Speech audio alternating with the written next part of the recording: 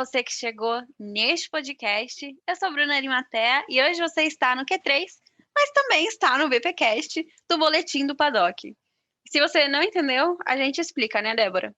Exatamente, Bruna. Olá, todo mundo. Sejam bem-vindos a mais este episódio. Estamos aqui para poder fazer um crossover. É isso mesmo. Para você que acompanha o BPcast e o Q3, você vai ter acesso agora a um episódio disponível nos dois podcasts, mas é exatamente o mesmo programa. A gente se juntou para poder fazer esse episódio especial para vocês, unindo esses dois podcasts e batendo um papo muito divertido com vocês, ouvintes. Eu sou a Débora Almeida, do Boletim do Paddock, e nós também estamos aqui com o Rubens GP Neto. Olá, muito obrigado pelo convite, meninas, pelo esse crossover.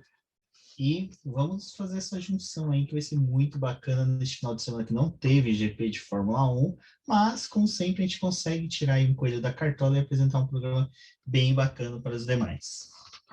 E da parte do Q3, além de mim, temos aqui também a nossa Paula Ferro. Animada para esse crossover, Paulinha? Oi, pessoal, muito animada, muito feliz de estar aqui com essa dupla que sempre apoia a gente. E vamos embora, sem enrolação, vamos embora começar, né?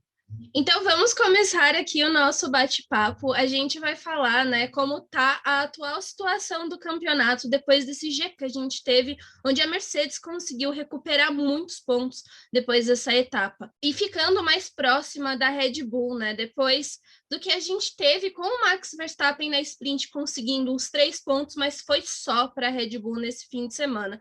Porque depois disso, a Red Bull não conseguiu ter mais nenhum ponto e agora a equipe austríaca está separada da Mercedes por apenas 4 pontos. Tudo aquilo que eles conquistaram de vantagem não deu em nada. Como vocês já ouviram aqui em outros episódios do Q3, a gente falou que era para fazer uma gordurinha, que tinha que aproveitar todo ponto de volta mais rápida, agora de sprint qualifying, porque isso que vai fazer a diferença no fim. E depois de não pontuar, quer dizer, praticamente não pontuar, a Red Bull não teve o Sérgio Pérez na zona de pontuação. No domingo também não teve o Verstappen que saiu da corrida. E tá aí, só 4 pontos à frente, e o próprio Verstappen só 8 pontos à frente do Hamilton. Então, temos um jogo. Eu vou abrir aqui a nossa sessão de perguntas, que a gente está aqui para isso, né? E já colocar aí a primeira na roda. A gente tem a temporada de 2021 aí quase na metade, né? Esse próximo final de semana a gente tem o Grande Prêmio da Hungria, o último desse primeiro semestre da Fórmula 1, né? E sem dúvida o que a gente mais pode apontar sobre essas primeiras etapas é a disputa entre Hamilton e Verstappen, ali pela liderança do campeonato, como a Débora já falou, a Paula aí já deu o primeiro pitaco dela aqui nesse episódio. E eu acho que entre as muitas coisas que a gente pode fazer nesse episódio aqui hoje, acho que um tópico que cabe trazer é justamente esse avanço do carro da Red Bull, que está ajudando demais o Verstappen esse ano, né? Uma coisa que talvez a gente até não esperava que fosse chegar neste nível de igualdade, ou enfim, de superioridade junto com a Mercedes. E esse avanço do carro da Red Bull ajuda na performance de pista, pensando no campeonato deste ano? Tava pensando o quão pontual que tinha que ser nesse comentário, pelo seguinte: o ano passado, quando teve a mudança de regras a pedido da Pirelli, por causa da questão de pneus, tudo que eles precisavam, que reduzisse o downforce dos carros, o próprio James Allison da Mercedes falou: olha, nossa maior preocupação com isso nem é nosso carro, nossa maior preocupação é o quanto o Adrian Newey pode entregar no carro da Red Bull. E parece que ele sabia, né, que tipo havia um monstrinho ali dentro da Red Bull que poderia ser despertado simplesmente com o novo regulamento, e foi o que aconteceu. Eu acho que o ano passado a gente já estava vendo um Verstappen muito forte, mas faltava carro. Eu acho que o carro foi só os 10% do que a gente precisava ver de um Verstappen desse ano. Eu acho que o carro contribui muito, mas só que eu pelo menos vi um Verstappen muito mudado esse ano. Acho que a possibilidade de êxito na disputa para o título fez com que ele se centrasse mais e fosse bem mais assim consistente, ele entregasse mais, mas o carro também está ajudando muito nessa temporada.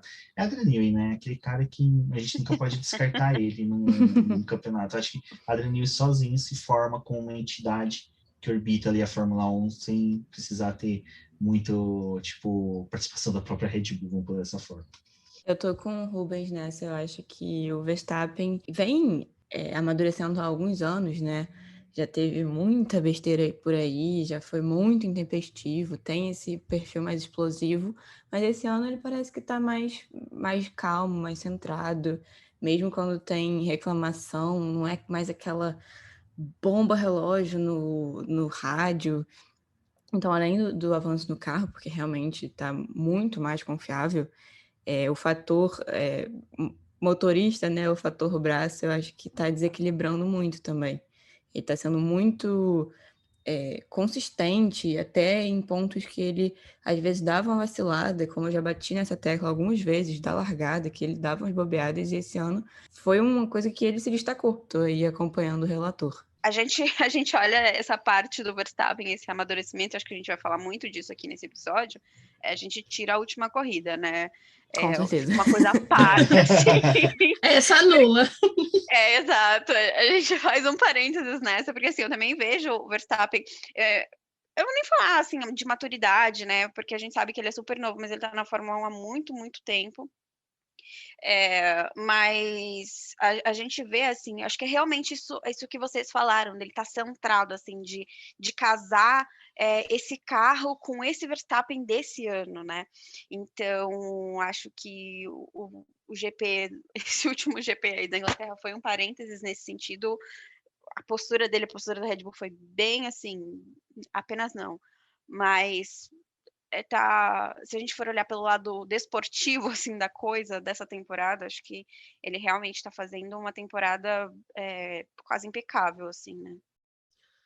Eu acho que assim, o Verstappen ele entrou numa posição esse ano que ele foi vendo que as coisas foram se desenvolvendo muito bem para o lado da Red Bull, né? Então, quando a Red Bull começou a assumir a liderança do campeonato, assim como ele, porque aconteceu na mesma corrida, né, lá em Mônaco, acho que mudou também um pouco a postura dele, né? Porque ele tinha que estar mais centrado, ele tinha que realmente derrotar o Hamilton é muito difícil. Pelo psicológico, você não vai conseguir derrotar. Então, você tinha que ter ação em pista, né? Mas eu vejo que, assim, os últimos anos, o Verstappen, ele ainda tinha um psicológico meio fraco, sabe? Tipo, ele era um piloto muito agressivo, mas ele não sabia muito bem dosar algumas medidas que ele teve, né? Então, para mim, eu acho que esse ano ele conseguiu se colocar numa posição melhor e, tipo, perceber, olha, eu tenho um rival à altura, mas eu preciso estar mais centrado também, porque o meu fraco, acho que é essa questão mental. E assim, desandou, né, nessa última corrida, a gente nem precisa falar sobre isso, mas eu acho que essa corrida também vai ser um ponto bem complicado para ele, essa última que a gente teve, né, na Inglaterra, porque eu acho que, assim, por mais que ele tenha construído uma casca, ela não foi completamente tão dura, assim, sabe? Tipo, o Hamilton já conseguiu perfurar ela. E eu acho que a Red Bull, em questão de performance, é essencial assim, o trabalho que eles conseguem fazer. É uma equipe que eu comecei a acompanhar a Fórmula 1 com eles, então a gente via que eles tinham muito esse trabalho de formiguinha ao longo do ano, tipo, trazendo atualização, modificando o seu carro. Esse ano eles começaram com um potencial muito grande, com um carro extremamente calculado as atualizações e muito bem pensadinho para que eles tivessem um carro que fosse forte para poder bater a Mercedes. O ruim chegaram numa posição em que eles conseguiram destruir tudo que eles conquistaram, sabe? E é o mesmo ponto que eu toco que foi o ano passado. Assim, o ano passado, só para mim não me estender o meu comentário, mas no ano passado a gente teve a Red Bull também, que era um carro forte, mas não era tanto para poder bater a Mercedes. Mas aquelas duas corridas que a gente teve na Áustria, em que uma delas eles começaram o campeonato zerados, acho que deu também aquele jogada de balde de água fria que manteve com eles no restante do ano, sabe? Então, esse GP da Inglaterra, em que eles também tiveram esse balde de água fria, vai ser um ano complicado, tipo, esse restante de temporada para eles. Sim. Eu já passo, Débora, se você quiser fazer alguma pergunta, mas eu quero muito aproveitar esse gancho. É uma coisa que é uma pergunta, né, na verdade, que eu fiz para a Paulinha no último episódio, mas eu queria trazer aqui com vocês, para você, o Rubens, enfim, falarem sobre no GP da Inglaterra mesmo, assim, né? A gente viu toda a repercussão que teve na internet, Verstappen, Horner, falando bobeira. Eu acho que realmente você tocou no ponto, Débora, essa casca, essa armadura do Verstappen, ela não foi totalmente forjada, né? Porque não deu tempo, assim. Ele tá tendo esse ano muito excepcional. Mas é o que você falou, o Hamilton vem criando essa casca há muito tempo, né? E aí eu queria saber de vocês dois, para o restante da temporada, pensando assim, segundo semestre de Fórmula 1, né? Como que essa situação pode afetar os ânimos ali da Red Bull? Olha, Bruna, eu acho que a coisa vai ficar bem complicada, porque assim, eu por acompanhar a Fórmula 1 e ter começado a acompanhar pela Red Bull, eu vejo que a Red Bull, assim, quando ela está em posição de ataque, em que ela já tem um carro forte, que ela tem bons pilotos, ela é excelente, ela trabalha muito bem, ela consegue ser muito pontual. A partir do momento que ela fica numa posição de defesa, que agora ela vai ter que fazer esse processo, né? Vai ter que remar tudo de novo, conquistar pontos e tentar se distanciar de uma Mercedes que eu acho que conseguiu se reconstruir, sabe? Tem as suas falhas, mas tem uma posição melhor, porque, de certa forma, eles estão confortáveis, né? Tipo, eles já têm um contrato com o Hamilton assinado. Se eles não definiram o seu próximo piloto ainda, é uma coisa que acho que é questão de tempo, porque o Hamilton ele é a base de tudo ali na Mercedes. Mas a Red Bull, a base dela foi tudo construído em cima do Verstappen. Se a gente não tem um Verstappen forte agora, ou a Red Bull nessa posição de defesa, né, para a Mercedes, eu acredito que eles têm uma tendência a errar gritante. Porque no começo do ano a gente viu eles protagonizando alguns erros, algumas coisas que também ajudaram a tirar um pouco dos pontos que a Red Bull poderia ter até um melhor, assim, né, no restante desse ano. Então, eu vejo que a Red Bull ela entrou num campo que para ela é péssimo, sabe? E todos esses ânimos que foram exaltados, e aí é uma coisa que eu achei muito ruim, a forma como a Red Bull conseguiu tratar todo esse episódio, porque para mim eles meio que, eu vou usar um termo ruim aqui, mas eles despirocaram, sabe? Tipo, vamos atirar para todo lado, a gente precisa extravasar essa energia e eu vejo que isso não dá muito certo para eles, sabe? Tipo, se eles tivessem ficado na deles, tipo, deu ruim, né? Vamos reconstruir, mas não, eles estão perdendo tempo, tipo, fazendo picuinha na internet, gente. Tipo, não vai levar a lugar nenhum. Eu, como fã da McLaren, tô felizão, porque quanto mais os carros da Mercedes e da Red Bull se encontrar, mais chance de pódio eu tenho pulando Norris. Aí, Paulinha! É nóis, Rubens! Estou muito feliz com isso, mas só que primeiro só um parênteses que a Débora, em 6 meses de podcast do Q3, ela consegue introduzir pela primeira vez um palavrão. Parabéns, Débora. Você conseguiu quebrar esse recorde, elas estavam há 6 meses sem palavrão. Desculpa. Mas vamos lá. A questão da Red Bull, eu acho que por mais... Eu entendo isso que a Débora falou, dela entrar numa zona de defesa em que ela normalmente, há alguns anos, a gente vê que não se dava tão bem isso no passado. Mas só que a Red Bull em si, este ano, eu acho que ela está um pouco melhor, porque antes ela tinha que olhar para o segundo piloto dela e ficar imaginando, esse cara vai entregar, esse cara vai conseguir fazer algo para a segunda, quer dizer, na corrida, vai conseguir chegar perto do Verstappen. E eu acho que com o Pérez ali, eles estão mais tranquilos. Por mais que o Pérez termine zerado, alguma coisa assim do tipo, não é algo que abale tanto. Eles sabem que na próxima etapa podem contar com ele. Era algo que antes eles não tinham. Então, eu acho que eles conseguem focar mais, até mais do que antes era no Verstappen. Então, eu acho que o que eles têm que fazer agora, só a Red Bull, é não entrar... Desculpa, agora não é um termo chulo, mas é um termo aqui do Capão Redondo, não entrar na noia do Hamilton, sabe? É que o Hamilton, ele conseguiu quebrar essa armadura, a Débora falou, eu estava tentando fazer uma analogia com o Cavaleiro do Zodíaco, eu acho que enquanto que o Lewis Hamilton é aquele cavaleiro da armadura de ouro, o Verstappen ainda é aquele de armadura de alumínio, de latão, sabe? Ainda está bem fraca. E o Verstappen, ele saiu esbravejando, mas quem não faria isso? Quem nunca terminou uma partida de futebol, de vôlei, apanhou, sofreu alguma coisa e saiu bravo? Isso é normal. Eu acho que até a esfriar a cabeça vai um tempo ainda, então tranquilo.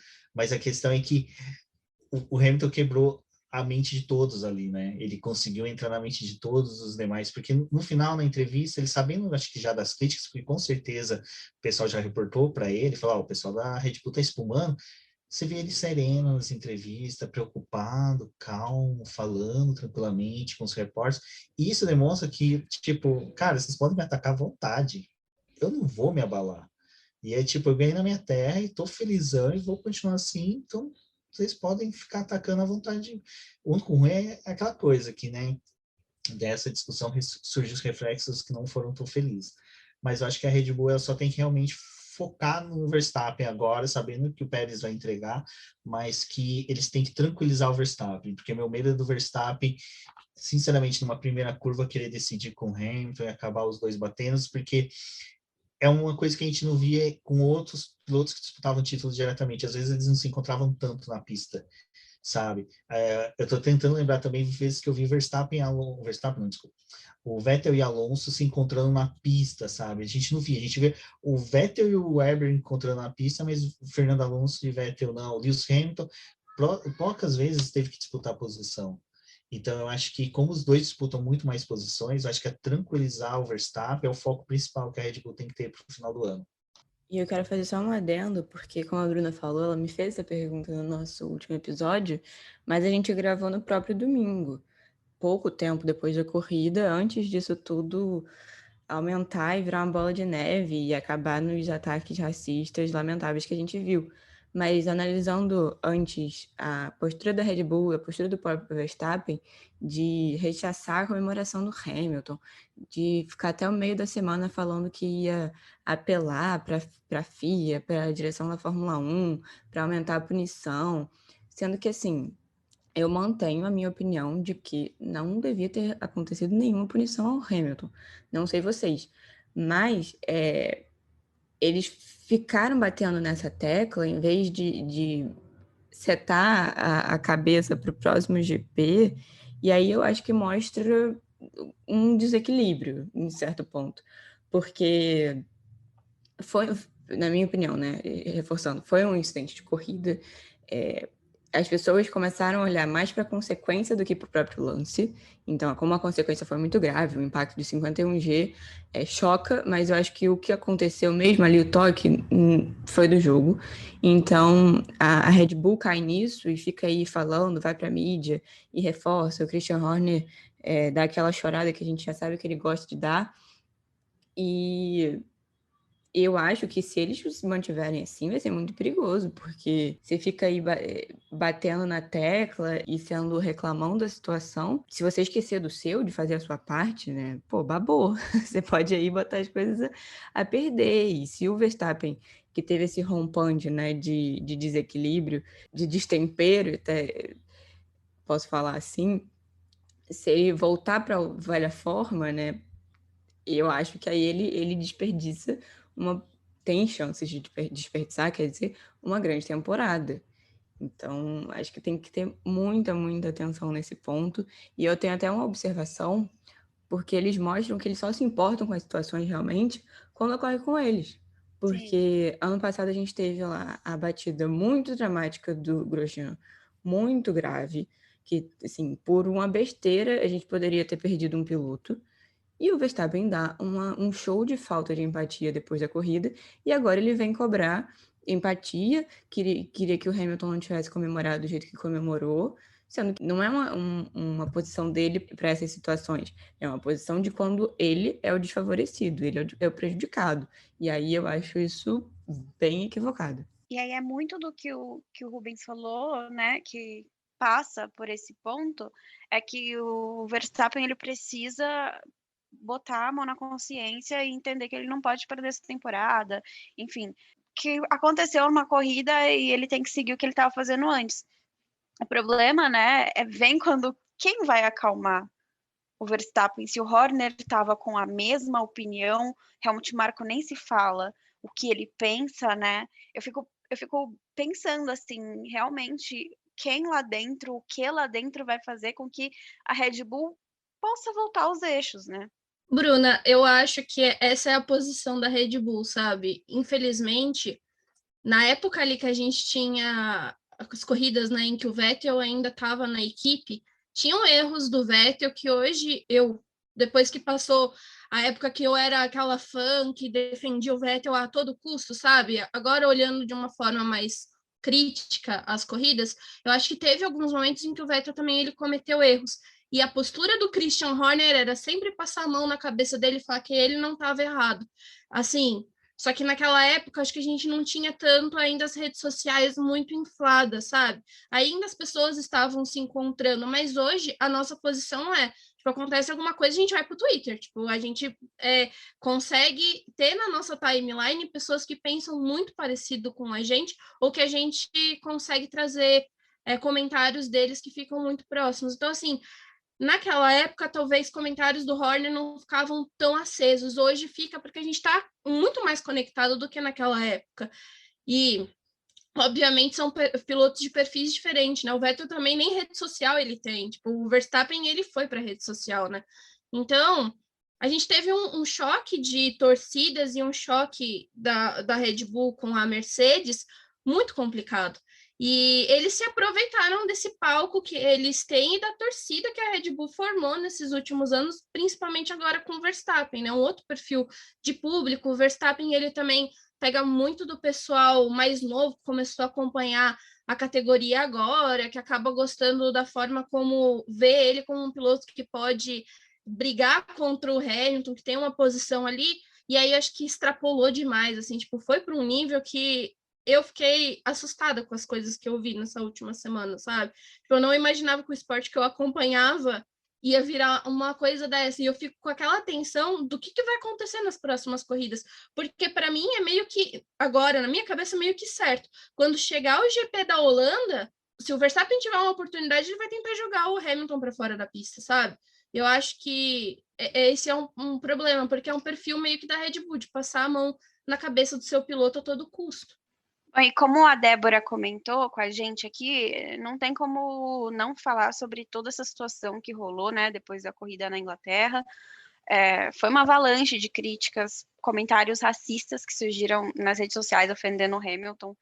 A gente viu isso no Twitter, a gente viu isso no Instagram. Eu acho que dificilmente quem estava nas redes sociais nesse dia da corrida não viu nada, porque foi assim, realmente absurdo, né? E aí as equipes até fizeram aquela notinha de repúdio que a gente pensa, tipo, nossa, não é isso que vai resolver, né? Mas, sinceramente, eu não vi isso muitas vezes na Fórmula 1.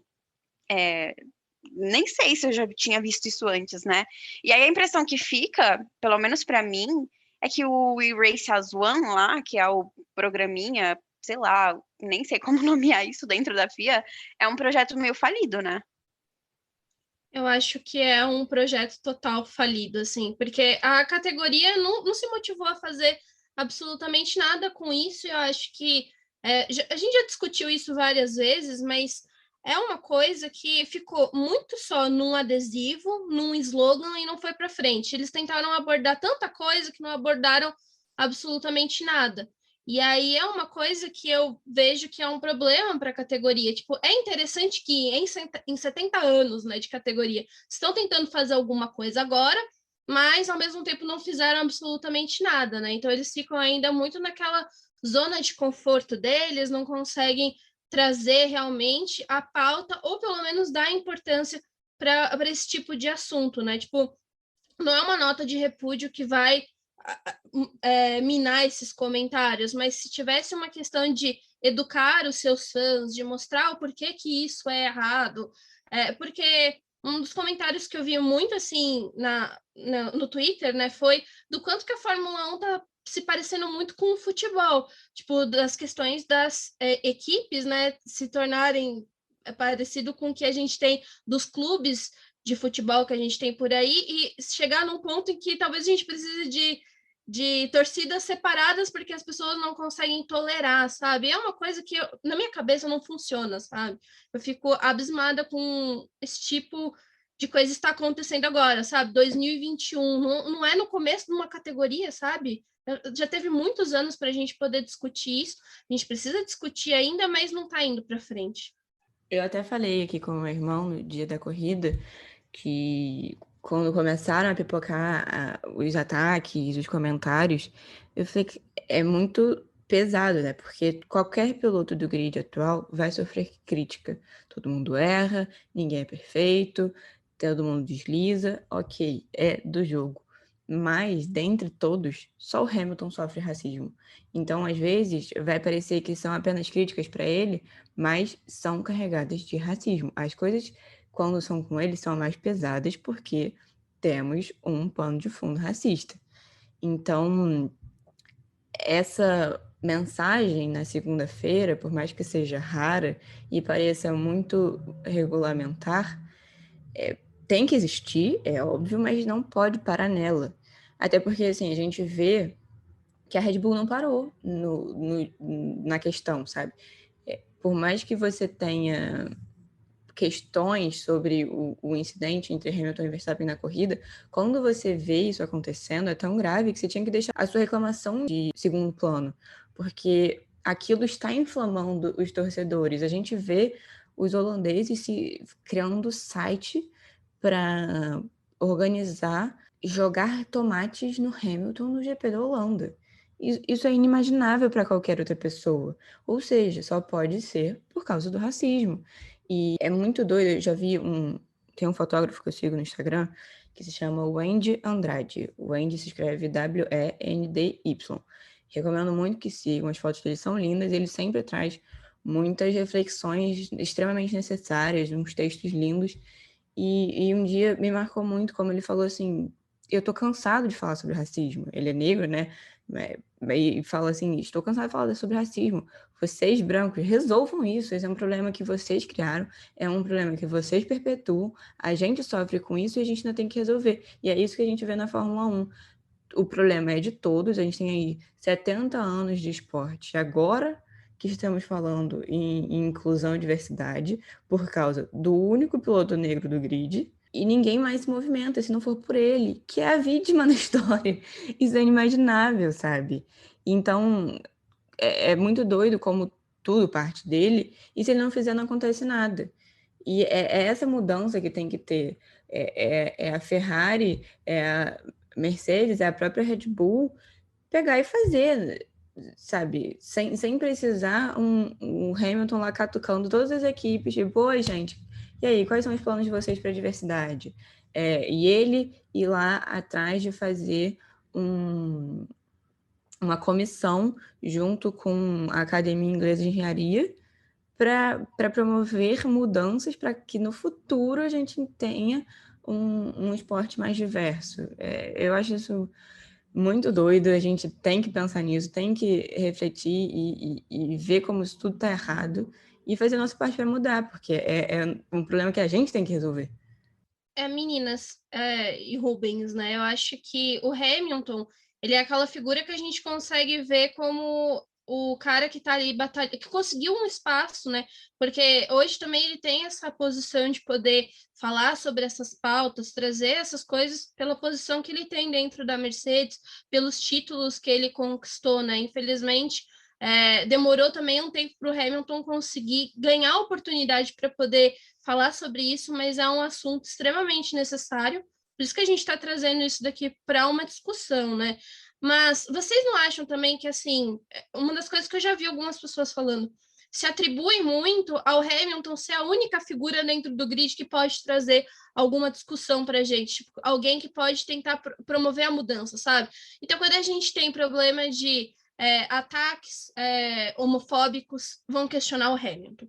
Quando a gente tem essas questões racistas, vão perguntar ao Hamilton. Mas essa pergunta não se expande para o restante do grid, sabe? Se não é ele que vai lá e cutuca o pessoal para poder falar sobre isso, todo mundo finge que nada está acontecendo, sabe? Tipo, não é um problema que me atinge, então eu não preciso tratar sobre isso. Como que vocês veem isso e como vocês acham que as coisas podem mudar, sabe, mais para frente? Se é uma questão de as equipes trazerem essas pautas para os seus pilotos, porque eu entendo, os caras também são funcionários das equipes, né? Muitos não vão passar por cima porque eles também não criaram uma gordura dentro da Fórmula 1. Tipo, alguns estão ali que a gente sabe que a qualquer momento pode ser chutado, tanto por algo que falar, mas também por algo que fizer em pista. Mas até que ponto que essas equipes também podam esse pessoal, sabe? Até que ponto o pessoal das equipes influencia muito no que seus pilotos falam ou não falam para a mídia, e no quanto que eles também não ajudam o Hamilton absolutamente nada. Tipo, até que ponto que eles gostariam de ajudar, sabe? E não podem fazer nada. Primeiro, só sobre o Race House One, o que acontece? Eu acho que, sabe aquela reunião de diretoria em que estão todos aqueles diretores gordos, brancos, comendo X-Bacon, tomando Coca-Cola, e de repente eles, bando de mimizento quer que a gente faça alguma coisa, o que vamos fazer? Alguém fala, olha, a nossa gráfica vive falando que como a gente gasta milhões de dólares com impressão de adesivos de propaganda, a gente pode gastar alguma com propagandas promocionais. Vamos fazer alguns adesivos de um arco-íris, de Race Racer One, e vamos distribuir por todo o paddock, perfeito, o pessoal vai escalar. Me parece que foi isso que eles quiseram fazer. Eles quiseram criar uma campanha, meio que para deixar todo mundo contente, pensando que, tipo, não ia ter mais nada. E foi ao contrário. Eles começaram a sofrer críticas e não mudaram, continuam, estão inertes, continuam na mesma.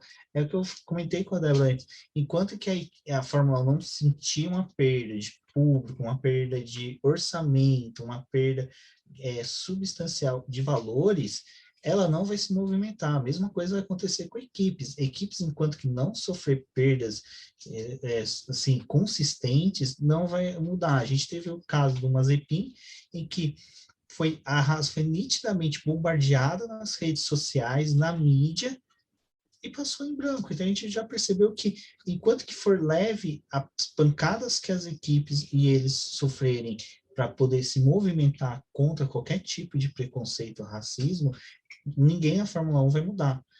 O fator Lewis Hamilton, e isso é uma coisa que eu achei interessante que a Paulinha falou, é verdade, é só ele que tem que ser questionado. É a mesma coisa que me irrita quando tem alguma coisa no Brasil e o pessoal vira assim, mas tal jogador não vai falar nada, tal atriz não vai falar nada. Tá, peraí, essas pessoas têm que falar e nós, né? Nós não temos que falar, nós não temos que nos posicionar, a gente não tem que trazer essa discussão também para nossas pautas, como a gente está fazendo aqui agora. Quantos podcasts, quantos youtubers não tem que, assim, simplesmente passaram batido nisso. E aí, depois surgem essas notinhas de repúdio que, cara, quem que mexe com criação de conteúdo sabe, você não gasta nem 10, 20 minutos construindo uma imagenzinha daquela, jogando no Instagram e publicando, ponto. E é aquela sensação que eu tenho que as equipes fazem isso, alguns pilotos vão lá, dá RT, compartilha no seu stories e sai satisfeito, sabe? Faz a manobra do golfinho. Exato. Então, eu acho que enquanto que a Fórmula 1 não sentir isso na pele delas, alguma perda, não vai ser grande. E aí o pessoal fala assim, mas quanto que tem que ser isso? Tem que ser muito grande, porque a gente já viu a Fórmula 1 correr na África do Sul, no meio do apartheid, recebendo críticas do mundo inteiro, mas daí, fizeram os GPs lá na África do Sul e dane-se, sabe? Agora, até a Fórmula E vai voltar para lá, eu torço para que a Fórmula E faça algo sobre, sabe? Eu aproveite a ida lá para poder apresentar essas discussões. Ela que tem uma visão um pouco mais diferente que a Fórmula 1, até mesmo no seu propósito de existir. Mas eu acho que, enquanto que ainda as equipes manobrarem pilotos e pilotos não se sentirem obrigados a participar, a gente não vai ter mudança alguma. A minha esperança é Fórmula 3, Fórmula 2, esses movimentos do Lewis Hamilton começar a mudar a cabeça desses pilotos que estão mais abaixo, mas apesar que a gente não vê muito ainda, mas eu torço para que aconteça, e as meninas da W Series, que vêm também trazendo essas ideias, porque é algo que é cultural, não vai mudar, sabe? A gente tem ali a presença, que nem a gente estava conversando outro dia, eu e a Débora, as equipes têm mecânicos que são negros, provavelmente deve ter mecânicos que são homossexuais. Pô, por que não faz um conteúdo nas suas mídias sociais com esse pessoal, para essas pessoas falarem como é o dia a dia dela, como elas se sentem, mostrando para a sociedade que, olha, vocês são preconceituosos, mas a estrutura da Fórmula 1 já tem essas pessoas. Por que vocês estão, sabe, atacando o Lewis Hamilton, sendo que a Fórmula 1 sempre cresceu com pessoas que eram iguais a ele. Então, para mim, eu vou ser sincero, eu acompanho a Fórmula 1 assim, dia a dia, de forma ferrenha, desde 98, 99. Eu não acredito que nos próximos 10 anos a gente vai ver mudanças drásticas, sabe? Eu acho que a gente vai ver um crescente do Hamilton com a comissão Hamilton na questão do racismo, na inclusão social. Eu vou ver um Sebastian Vettel numa briga muito grande para a questão do meio ambiente, que eu falei com a Débora, achei uma pauta muito legal que ele adotou para ele, porque é uma pauta que é possível ele discutir. A McLaren com a questão do indivíduo, né, do individual, não do coletivo, falando, olha, cada um tem que cuidar da sua cabeça, né, da sua mente e tal. Então, eu acho que vão ter essas inclusões, mas nada que vai ser tão grande para a gente mudar os cenários da Fórmula 1. É uma questão até que essa comissão Hamilton, né, que o Hamilton montou, visa e para os próximos anos, né, mesmo, né, para começar a trazer isso para a Fórmula 1, mas de fato a gente não vai ver resultado daqui 1, 2 anos. Eu acho que esse é um sintoma que é quase inevitável hoje, e isso é muito ruim, tá? A gente se perguntar o que vai ser dessa parte da Fórmula 1 quando o Hamilton sair. Porque assim, o Hamilton tem, óbvio, tá numa fase espetacular e tem contrato renovado, mas o Hamilton já passou dos 30, né? A gente sabe que ele não vai ficar na Fórmula 1 para sempre, mesmo que ele assuma algum outro tipo de algum cargo e continue à frente dessa comissão, que eu acredito que não vai ser uma coisa que ele vai abandonar. Mas o próprio sintoma da gente se perguntar o que vai ser da Fórmula 1 nesse aspecto de trazer essa discussão sem o Hamilton, é um sintoma disso, porque, poxa, o Hamilton é um dos 20 pilotos que tem no grid. A gente não tinha que depender só dele no sentido de ele ser o responsável por trazer isso, né? E o que me preocupa, assim, é que a gente já tem visto um grid muito novo. A gente tinha uma Fórmula 1 que por muitos anos, quer dizer, hoje ainda, se a gente for falar de diretoria, enfim, é uma categoria encabeçada por uma elite branca, velha, masculina. Mas quando a gente vem para o grid, a gente tem pilotos que são mais novos, pilotos que, poxa, em teoria não conviveram assim com esse pensamento tão nocivo que a Fórmula 1 foi nutrindo ao longo dos anos. E mesmo assim fica tudo em cima do Hamilton, né? Então, assim, realmente me preocupa. E é ótimo que a gente tenha a comissão Hamilton e que isso de fato tenha trazido pelo menos algum movimento no sentido de ele lançou o relatório e aí no dia seguinte a FIA já, né, aprovou algumas vagas relacionadas à diversidade, até assim estágios e programas de engenharia, assim, isso precisou acontecer para que tivesse diversidade, para pensar numa diversidade daqui a alguns anos na Fórmula 1, né? Mas é muito sintomático a gente realmente ter que pensar de quando o Hamilton sair, quem que vai ser essa voz, sabe? Sendo que todo mundo tinha que assumir o seu papel e realmente colaborar para a discussão e não inflamar, né? Acho que a Paulinha comentou isso. Não inflamar, a Red Bull podia muito bem ter ficado quieta na dela, cara. É muito, assim, dar combustível para realmente ter esses ataques. E isso é muito pensar no seu de uma forma que você não só não se importa com o outro, mas você tá vendo uma discussão e aí depois a Red Bull vai no Twitter e faz uma notinha, mas olha o que o seu chefe de equipe tá falando. É muito incoerente, sabe? Você não consegue acreditar no que a equipe tá fazendo. Qual que é o posicionamento dela de verdade? Então, Bruna, esse lance da Red Bull, o que pega para mim é o seguinte. Eu gosto muito quando essas coisas de Fórmula 1 bate com algumas coisas que eu já estudei na minha área, então eu acho muito legal. O que eles estão fazendo é de uma burrada tremenda, porque é o seguinte, você pode simplesmente ir protestar, você pode entrar com uma ação judicial, como eles querem fazer, perfeito, você pode. Quantas ações judiciais a gente nunca ouviu falar que existiram no mundo, mas foram propostas? Então, eu concordo com você que isso que eles estão fazendo é tão patético que me irrita de um tanto que, para mim, não se torna um racismo, mas me aparece ser aquelas pessoas que não eram as pessoas vestidas com o capuz do Ku Klux Klan, mas era o cara que vendia o tecido para quem ia fazer, sabe? Eu sou um pouco mais chato nisso, porque eu vejo que, cara, não precisa, fica quieto, sabe? Você não vai ganhar nada com isso. Simplesmente age sem precisar falar. Sua equipe acabou de soltar uma nota de repúdio, você vai lá e me fala que o carro da Red Bull foi um prejuízo de 1 milhão e tanto, que você está ferrado, que o orçamento está ferrado. Então, para, você tá vendo a tua torcida inflamada? Fica quieto. Então, eu concordo com você, e isso é onde que eu falo que enquanto que a Fórmula 1 também não agir, ela tá sendo passiva com tudo isso. É tipo, cara, a gente viu que o rádio com o Masi foi algo que inflamou os torcedores, próxima etapa não vai ter rádio.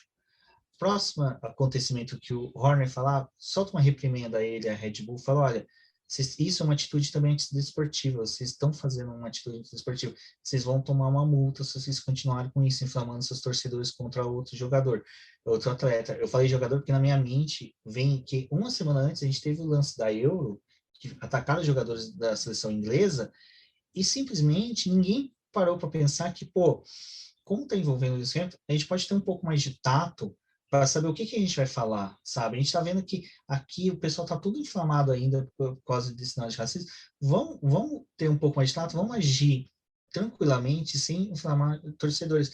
Que nem na hora que a torcida do Verstappen criou um site, tudo, para jogar tomate, para vaiar o Luciano, era a hora do Verstappen, cara, cata as mídias sociais da Red Bull, faz um videozinho, cara, falando, olha, ele precisa pedir desculpa pro Hamilton, ele tem todo o direito de ficar chateado com o Hamilton, como qualquer pessoa tem o direito de ficar chateado com outra pessoa, mas conscientizar seu torcedor, falando que ele não aprova isso e o cara que faz aquilo deixa de ser torcedor dele, é nesse ponto que fere o torcedor, é quando, para quem você torce, a pessoa fala, você não me representa mais, você não torce mais para mim, a partir do momento que você está agindo dessa forma.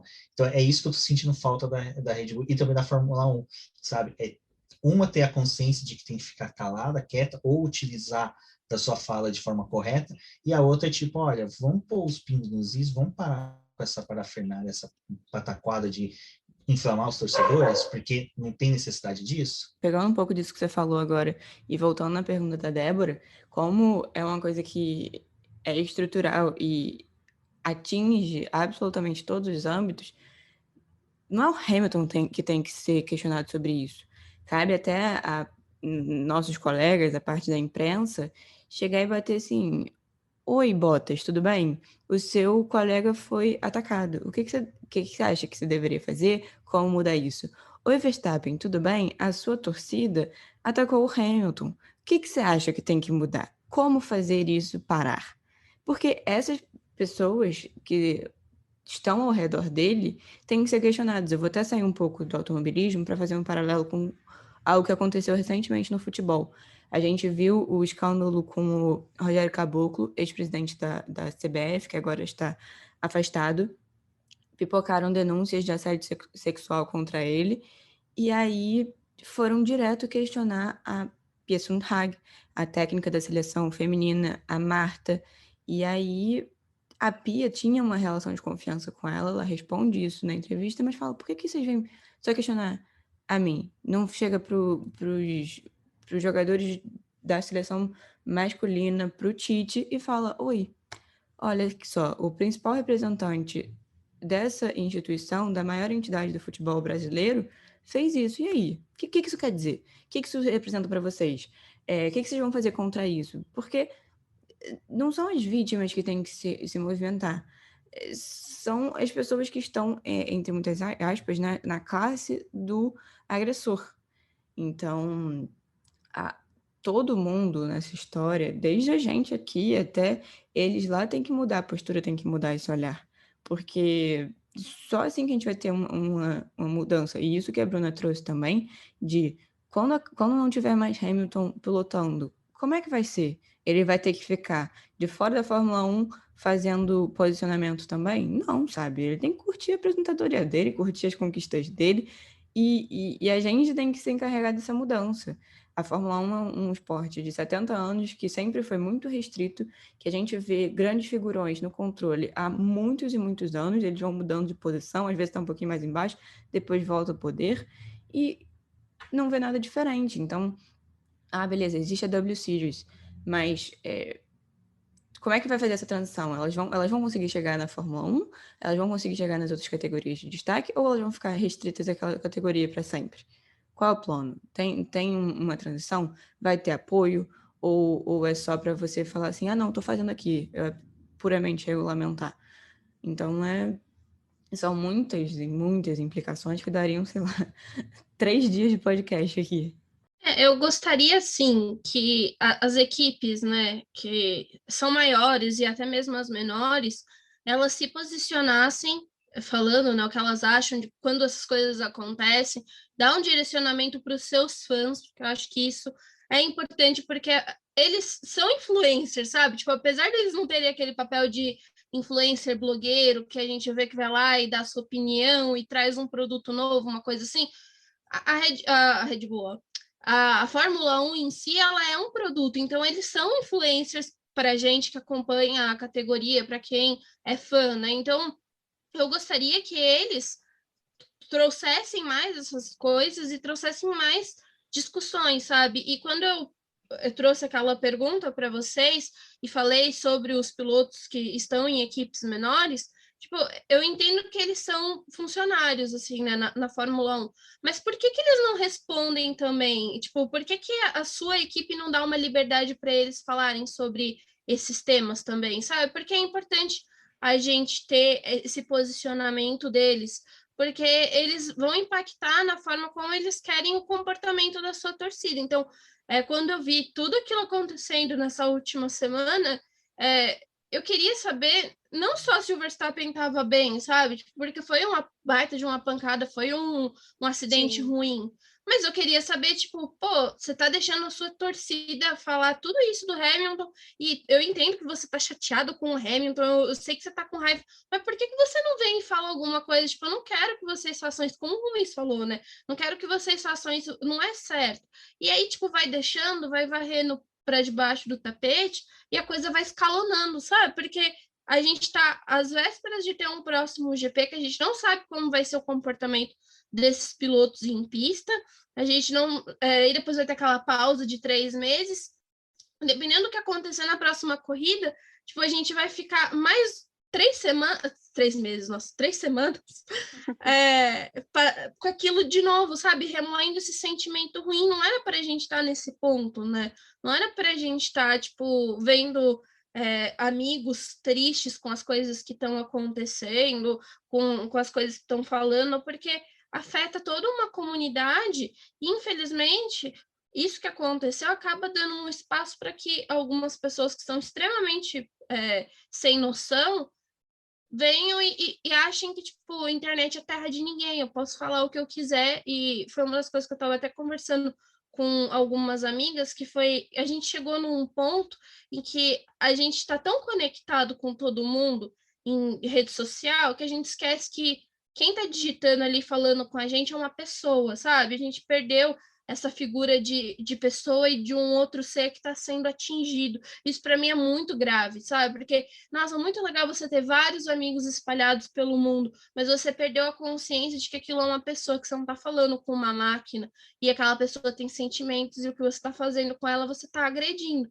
Então, eu me sinto muito desconfortável vendo isso, e vendo que a categoria não está fazendo absolutamente nada, mas aí é tipo, quando o Hamilton vai lá com a comissão dele, aponta os problemas, eles falam, a gente vai mudar, mas é tudo muito, tipo, no papel, sabe? É muito bonitinho, assim, tipo, a gente tá tomando uma mudança, a gente tá tentando fazer alguma coisa, mas e o comportamento dos seus fãs? Tipo, isso vocês não vão fazer nada? Tipo, isso não impacta dentro da empresa de vocês. Então, é uma das coisas que tem me deixado extremamente descontente com a categoria e com as equipes também. So box. Pra gente puxar outra pergunta, que a gente está vendo que está sendo um campeonato extremamente disputado, né? O melhor, talvez, desses últimos anos, e a gente está tendo essa Hamilton e Verstappen protagonizando essa briga, né, da última década. O que vocês acham dessa briga que está acontecendo agora? Assim, para mim está sendo sensacional ver o que está ocorrendo. E tá rolando um saudosismo meio que daquela época que eu também acompanhava Sebastian Vettel, Fernando Alonso ali naquele ano maluco e maravilhoso.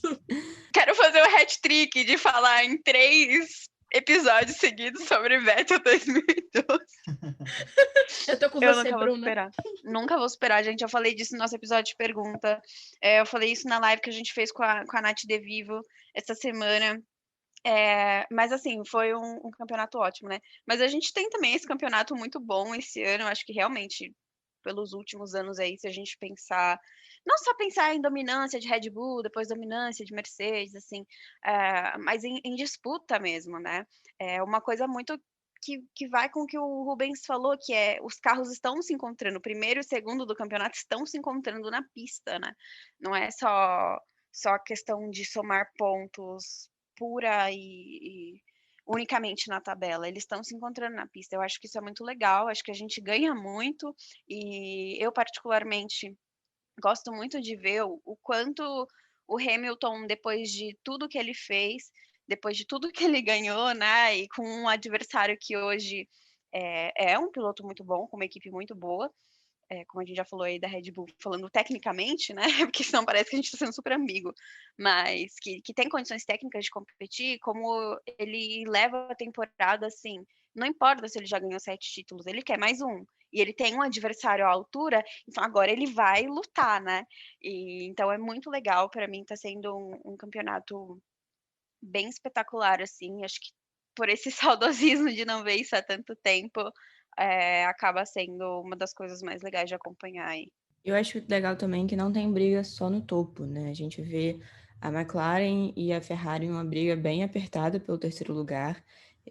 Tem o Norris que tá pontuando todas as corridas, o Ricardo que parece que agora está engrenando e está se encontrando na equipe, o Sainz que já começou melhor e que igualmente com o Leclerc tem feito um bom desempenho, e aí na galera um pouco mais de trás, na AlphaTauri, o Tsunoda às vezes vai bem, o Gasly às vezes vai bem, varia um pouco mais, é um pouco mais irregular, mas aí a gente já teve Aston Martin no pódio, o Vettel tá melhor que o Stroll, né? O Stroll tem ficado um pouco mais atrás, a Alpine, o Alonso parece que tá mais encaixado, o Ocon se perdeu um pouquinho nessas últimas corridas, mas a gente vê disputas em quase todas as instâncias ali do grid, e isso é muito legal, porque proporciona, né, se você tem um apego a um piloto que às vezes anda um pouco mais atrás, ou uma equipe, você ainda assim vai ter situações interessantes, mesmo que não seja uma briga por vitória, uma briga por pódio. E acho que isso deixa tudo mais legal. E eu tenho, assim, amigos que eu consegui, felizmente, influenciar digitalmente com o surgimento do Q3, que me mandam mensagem, voltei a ver, e aí eles voltam a ver, quem já teve o contato, e está encontrando um campeonato muito legal. E acho que até pro plano da Fórmula 1 de se tornar mais popular, de se conectar com novas gerações, é o que precisa ter, é o maior cartão de visitas, não tem. Se tiver um sprint qualifying e o formato que der certo, só vai dar certo se tiver realmente competitividade e briga. É isso que a gente quer ver. O lance desse ano de ter os dois primeiros colocados se encontrando em pista para disputar a posição, para mim, é o que está sendo uma das coisas mais gostosas. Eu lembro de temporadas que a gente teve disputas ferrenhas por título, como Michael Schumacher e Jacques Villeneuve, ele contra o Damon Hill, depois contra o Mika Hakkinen. Não tinha tanto isso, era difícil ele se encontrar na pista. Tudo bem que quando o Schumacher também se encontrou com eles, né, deu no que deu. Mas depois a gente veio tendo temporadas em que o primeiro colocado disparava no campeonato, disparava também nas corridas e não encontrava tanto. E isso, eu acho que esse ano está sendo mais gostoso. A gente tem os líderes se encontrando, e uma coisa que a Paulinha apontou que eu achei muito interessante é o seguinte: a gente está tendo disputa também no meio do grid, no final do grid, assim, mas só que não é aquela disputa que a gente tinha também antes, que era uma equipe que conseguia pontuar com os dois pilotos, mas só que eles não se encontravam com o adversário. A gente tinha uma oscilação do campeonato e não uma disputa do campeonato. A gente tinha dois pilotos abandonando, aí dois pontuavam, e chegava nessa próxima corrida, os dois que pontuaram no anterior não pontuavam e o outro pontuava. Não, a gente tá vendo disputa na pista, sabe? Cara, Fernando Alonso e o Tsunoda disputando posição, Vettel e Alonso, naquele momento em que eu falei, as viúvas da época do Vettel e Alonso na Red Bull e Ferrari, amor. Eu, por exemplo, tava pirando na batatinha quando eu vi aquilo ali, mesmo que foi só um instante, foi aquele instante de felicidade em que você pode ficar tranquilo o resto do dia. Então, isso que está sendo o tesão dessa temporada. A gente está tendo disputa em todos os momentos, em todos os pontos da pista. Você pode ver que a transmissão às vezes consegue ficar cortando não só para aquela coisa do chegar e ainda abrir asa, não, eles cortam para outra cena em que o piloto já está tentando a ultrapassagem, isso está sendo muito legal. O lance da McLaren e da Ferrari, que para mim está sendo lindo, a gente teve aí na última corrida disputa direta por posições, né?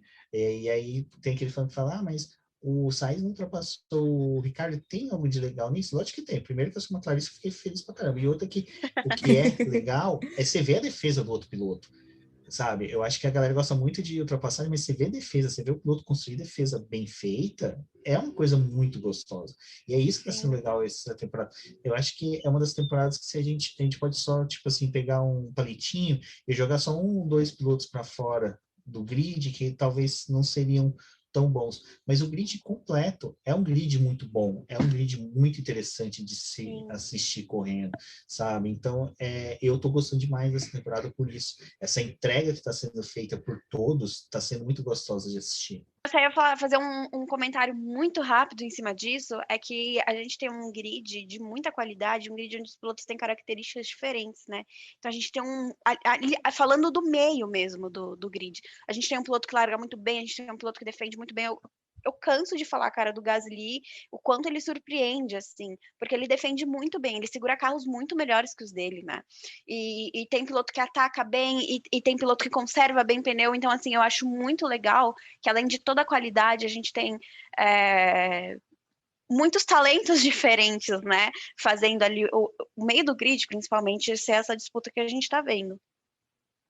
Eu concordo demais com você, Bruna. E assim, quando você olha todo essa construção desse campeonato, tá sendo muito legal ver, obviamente, o Hamilton e o Verstappen disputando, mas para mim, olhando assim, a disputa do quinto lugar ali entre Aston Martin, AlphaTauri e a Alpine está sendo sensacional também, porque Sim. aí a gente coloca, né, 6 pilotos brigando ali por pontos e tentando a todo custo terminar entre os 10, e aí conforme eles vão conseguindo terminar ali, a gente vai vendo, tipo, mexer realmente, pelo menos essa parte ali da tabela de construtores, né, então eu acho que está sendo uma temporada muito rica e era isso que a gente gostaria de ver em outros anos também, né? E nos próximos anos é ter essa aproximação de todo o grid para que isso se torne, essas disputas, né? Não se torne uma coisa tão pontual, mas se torne uma coisa que faça parte, né, do que é a Fórmula 1, da gente ter chance para todo o grid.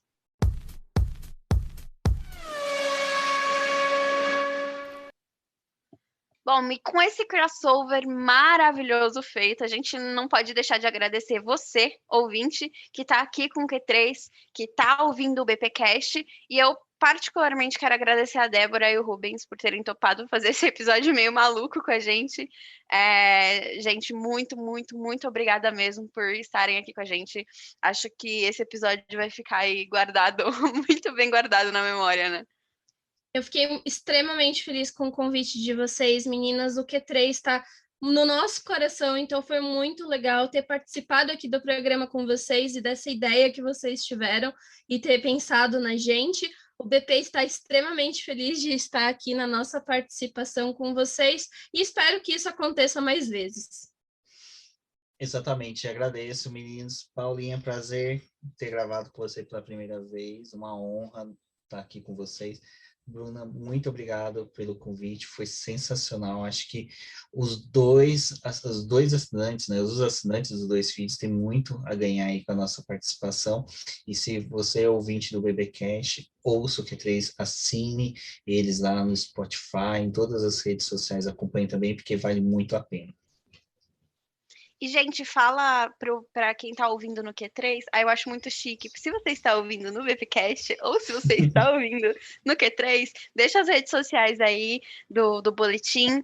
Bom, pessoal, o Boletim do Paddock está nas suas redes sociais como Boletim do Paddock, no Twitter como @DizNoBoletim, mas tem uma campanha extremamente especial lá no YouTube, a gente está tentando chegar aos nossos 2.000 inscritos, e se rolar isso, o Rubens vai fazer um chui para vocês em live, então, olha, tá imperdível, vão lá, se inscrevam também no nosso canal, porque é extremamente importante.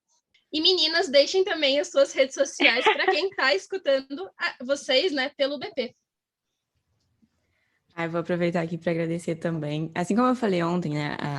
A Bruna citou aqui mais cedo que sexta-feira, dia 23, fizemos uma live com a Nath do Elas na Pista, que foi muito legal. Podemos até deixar aqui linkado na nossa descrição. Eu já tinha agradecido vocês que sempre retweetam, respondem, incentivam a gente. Isso é muito, muito, muito legal, muito, muito importante. Acho que muita gente que está com a gente hoje, perdão aí pela repetição, mas muitos que nos escutam, nos seguem, vieram por vocês, então fica aqui pela 10ª vez, muito obrigada. Foi realmente muito legal. Acho que tivemos muitas discussões importantes nesse episódio e que venham mais. Aproveitando aí também para já me despedir, deixar aquele beijo, aquele abraço para quem nos escutou.